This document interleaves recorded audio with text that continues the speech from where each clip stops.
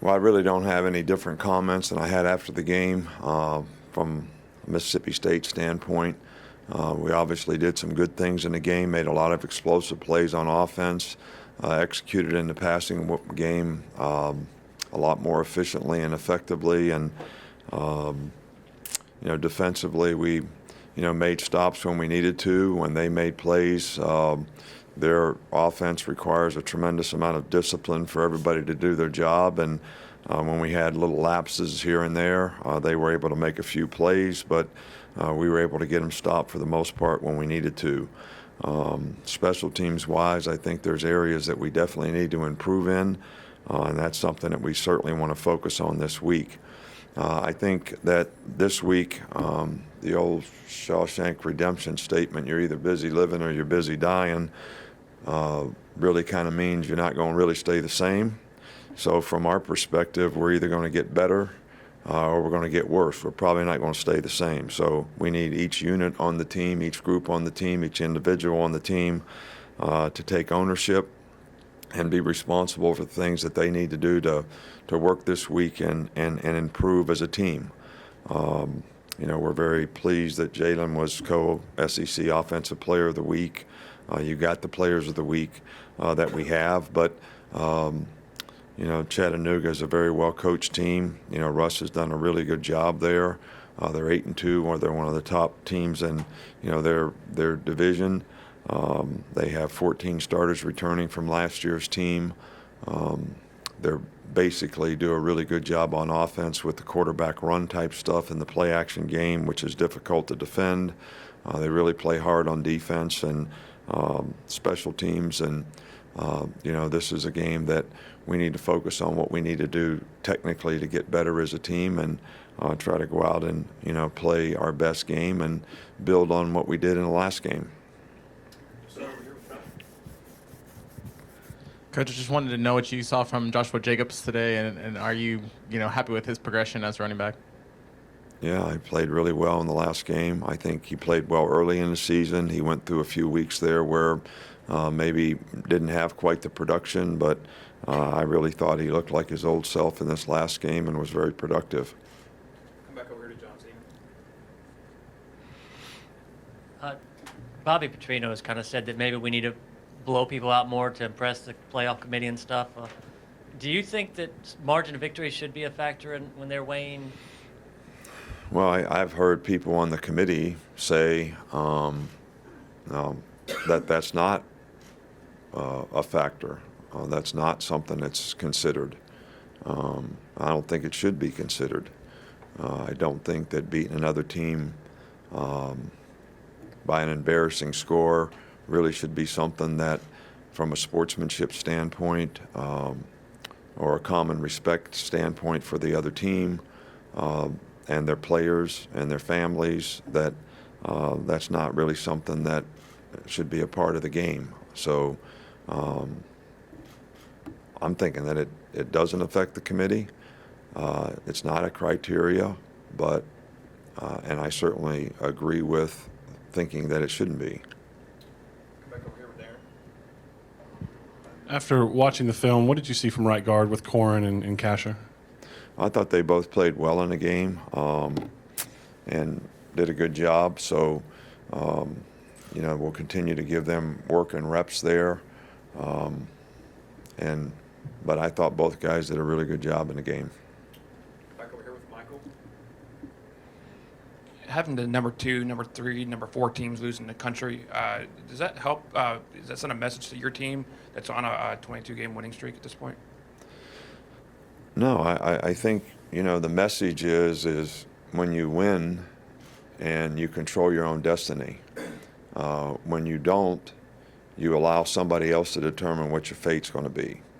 So we have all these teams that lost one game now. Somebody has to decide who gets to do what. So if you put yourself in that situation, you let somebody else decide what your fate is. If you take care of your business and do things the way you need to do it, then maybe you can control your own destiny by how you play.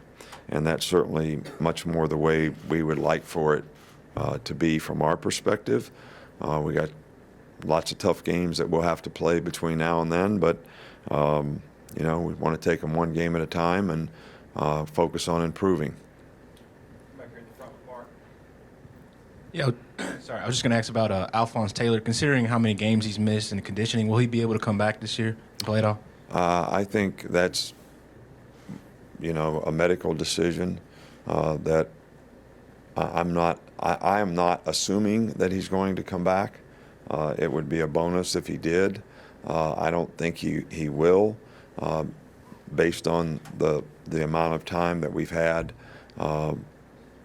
So, it's something that we're still evaluating, but it's something that we're not counting on. Come back up here in the front with Ken. I wanted to ask about Corin as well. A senior guy who's been around a while. How has he managed his situation, and is that a challenge? And what kind of guy is he? What kind of teammate has he been?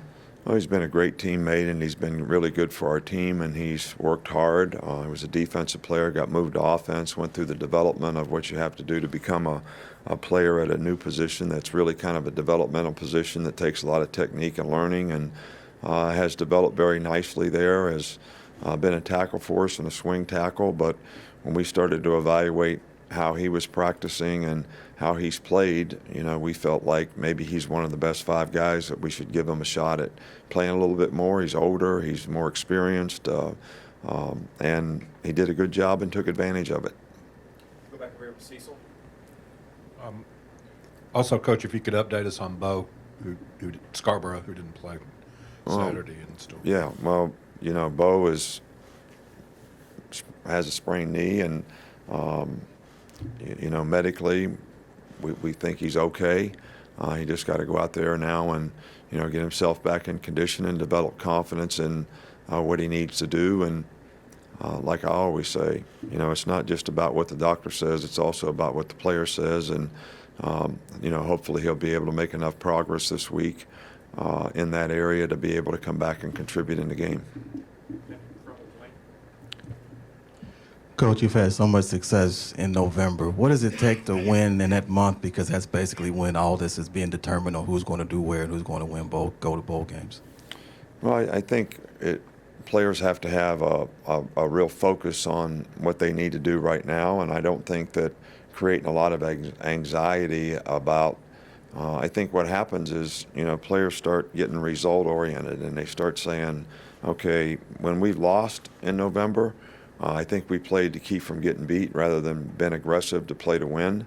And I think that comes to some degree from anxiety that gets created, worrying about outcomes rather than focusing on what you need to do to get the outcome that you want. And that's certainly, what we try to do here. And hopefully our players will continue to respond to that in a positive way. Got a couple more, Alex and Joe. Tony Brown got an interception this last game. How have you seen him progress on the field, and kind of do you feel like he's developing the player you expect him to be? I think, Tony did a nice job in the game. There's certainly areas that he can improve in, and I think one of those things is just, being a disciplined guy that you can trust and count on, that's going to go out there and do his job, play in and play out. And I think he's making improvements in those areas, and actually, did a pretty decent job in the game, especially when he was playing star. So, look, all the players need to focus on things they need to improve on. Nobody can be satisfied with where they are right now, and I'm certainly not satisfied with where we are right now. So, just got to keep on focusing every guy, every individual player, like I said before, and every group in what they need to do to play a little better. Finish up in the back with Joe. Hey, Coach. This is just another playoff committee type question. Do you think being a conference champ should trump anything else on a resume when it comes to consideration for the playoff?